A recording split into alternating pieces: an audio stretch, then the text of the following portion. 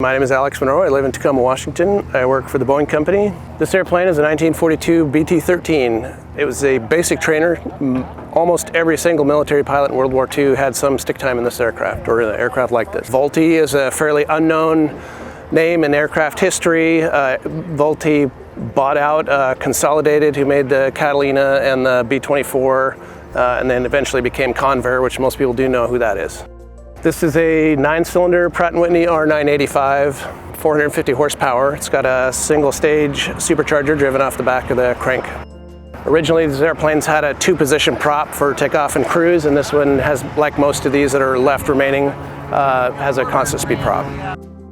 Of the over 11,000, almost 500 of them built, there are between 20 and 50 left in the world, and the number flying is pretty close to 20, so that I know of. There's now 2 flying in the state and a 3rd one that just needs an annual, and that would be a pretty good number to have around. This airplane belongs to my uncle, who lives in Ephrata, so I'm the one that gets to fly it. Super lucky in that regard. I've been flying almost 21 years, been a flight instructor, and now just fly for enjoyment. I keep current by flying a Citabria, and then I get to fly this thing. Last year I put about 35 hours on it. I got to fly it to Minnesota. Left it there for a month at a company called Weep No More, and they resealed the wet wings so that it's good to go. Most of these leak.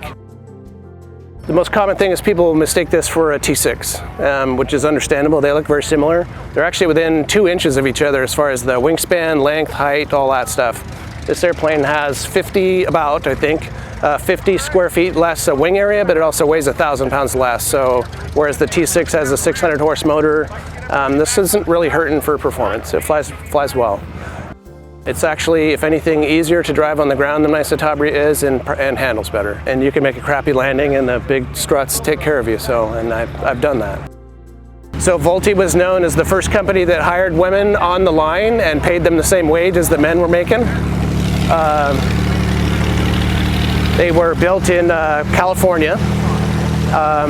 It was also one of the first moving lines assembly. They had there was a modular construction, so they wanted to be able to use this same tail cone on a P-66 Vanguard and some other aircraft that they created, and that explains why it has a symmetrical airfoil, unlike the T6, which has a flat bottom and most aircraft. So it gives it some different handling qualities, but it's not too bad.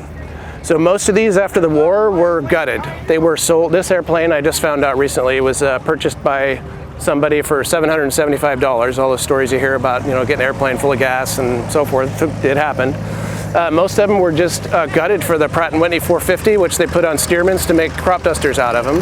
And they also took the wheels and brakes, which they actually sucked. So I don't know why they did that. So this airplane's been refitted with red lines, so it's actually great brakes on her now. As the war went on, and they were, so the original planes were the blue and yellow like a PT-19, they ditched the paint pretty quick, and then as the war went on, they actually started replacing these metal components with plywood. So they were actually using phenolic resin and layers of wood to create the entire tail cone, the outboard wing panels, the horizontal vertical stabilizer, all that stuff. So the plane that's in Pasco, I've seen it up close. It only has a few of the wood components. Like the floorboards that are inside the fuselage are wood. The stick, instead of being, this military-looking stick, it's like a closet rod with, it's been painted silver and black on the end and all that. But the panels in this airplane are original. People have asked me a few times today when it was restored. It has never been restored. This is a survivor airplane. So we'd like to be able to bring it to air shows and share it. I have put a bunch of kids in here today, or any adult that wants to sit in it. I think it's just a way to share aviation with people. So. Radio equipment, of course, that radio equipment back then would be junk now, and this radio is not a whole lot better. A lot of people ask about the black mast on top. It's for the radio antenna. There used to be a wire that ran from there to the top of the vertical fin. Now all that's been gone. So we do want to restore that and put the wire on here. So this is the front cockpit in this airplane. In flown solo, it's done from the front because this is where you have to start the engine and run the radios from. Other than that, everything is in the back of the airplane, and that's where the instructor would have ridden. This aircraft has manual flaps, or they crank them down 2 degrees per turn. Maximum is 60 degrees of flaps. We don't need anything like that. I use 20 in this airplane. 20 is what we use for takeoff, 20 is a go around. We got enough stuff trying to manage a radial engine, so I figured 20 is nice for final. So, you know, the typical, you can see this when you're looking at T6, the belly of the airplane is so far down there, and then your feet are on those runner boards. Standard instrumentation, nothing crazy. This one right here is your the triple gauge. It has it's the most important thing on the panel, really. It's the engine health, oil pressure, oil temperature, and fuel pressure. One of the coolest things about this airplane to me is the Inertia Starter. So it's got that sound that winds up, and then when it engages the clutch and spins the motor over, it's just way cooler than a direct drive. So it's pretty fun. But you have to manually pump fuel pressure until you prime, and then the rest of the start sequence is pretty normal for anybody who started an airplane, other than we start with the propeller in full course pitch. They want all the oil used in the engine until the oil pressure, which generally spikes at 100 psi after it first starts up. When it comes down a little ways, then we can move the prop lever forward. Then we can start taxiing as soon as we get at least up in the yellow range. So still do mag check, trim, all that stuff. Has rudder and elevator trim. Ailerons are not trimmable, but they're adjustable on the ground. We've not had to do that. The original radio stack would have consumed this entire bay over here on the side. You can just see a couple of things I have for cross-country travel, the InReach Explorer, so that people can see where I'm at, even better than ALT really. And I just have this standby radio for emergencies. I don't need that. Hooker harnesses, all that makes it a pretty comfortable ride. Plenty of room front and back. There's a very small baggage compartment in the back. You can see that.